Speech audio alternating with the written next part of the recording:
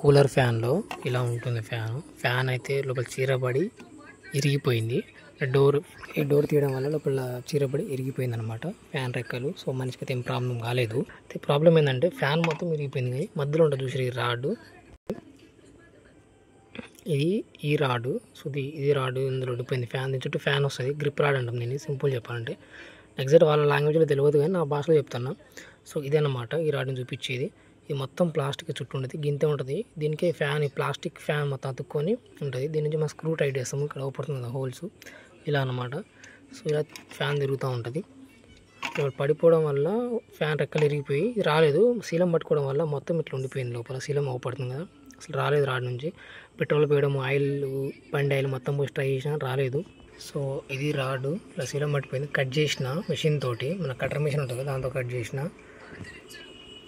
కాకపోతే కొంచెం లోపల తెగిపోయింది ఈ రాడ్ లోపల. సో ఏం కాదు, నడుస్తుంది, ప్రాబ్లం ఏం కాదు. మోటార్కి ఏం కానంత వరకు ఏం కాదనమాట. జాగ్రత్త కట్ చేయాలి, ఎందుకంటే ఇక్కడ ఎడ్జ్కి తగిలిన ఫ్యాన్ మెషిన్ ఇటు తగిలిన ఇది కట్ అయిపోతుంది. మార్చుకోవచ్చు, ఇది కాలితే మాత్రం ఇది కట్ అయితే మళ్ళీ తడిసిన షార్ట్ సర్క్యూట్ అయ్యి ఫ్యాన్ మొత్తం కాలిపోతుంది. సో జాగ్రత్త తీసుకోవాలి. సో ఇదే కటర్ మెషిన్ నేను వాడింది.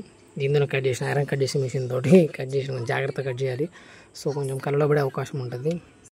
మిగతా వాటితో రాబోదు, కట్ చేయాల్సి వచ్చిందనమాట. ఇలా కట్ చేసి కొంచెం మనం కటింగ్ బ్లేడ్ ఉంటుంది కదా, కటింగ్ బ్లేడ్ ఈ స్క్రూ డ్రైవర్తో కొట్టి తీయాల్సి వచ్చింది.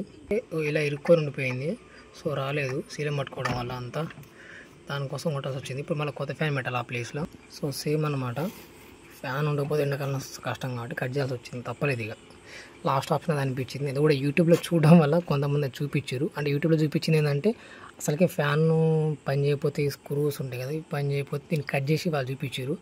సో నేను అది ఒక ఎగ్జాంపుల్లా తీసుకొని దీన్ని కట్ చేసిన, ఇక్కడ యూజ్ చేసిన. అంటే అసలే పని చేయని దాన్ని రాడ్ తీసేదానికి ట్రై చేస్తే నేనేమో ఫ్యాన్ ఇరుక్కుందని ట్రై చేసిన. సో జాగ్రత్త, ఇలాంటివి చేసేటప్పుడు మోటార్కి ఇబ్బంది కావద్దు, టైం తగలవద్దు. సో ఈ మిషన్ కూడా ఏముంటుందంటే కొంచెం స్లిప్ అయ్యి పొరపాటున అయినా కానీ డైరెక్ట్ మొక్కానికి తగులుతుంది, లేదంటే చేతులు కోసుకుపోతుంది. సో జాగ్రత్త ఈ మిషన్తో పిల్లలతో వాడొద్దు. ఇది ఓన్లీ పెద్దల కోసం మాత్రం అయిపోయింది. ఎక్స్పీరియన్స్ పర్సన్ మాత్రం ట్రై చేయండి. సేమ్ పాత ఫ్యాన్ ఎట్లా ఉందో అట్లా పెట్టుకోవడమే. ఇది నట్టు ఉంటుంది కదా, నట్లు లూజ్ చేసుకొని లోపల టైట్ చేసేయాలి. చూపిస్తాం.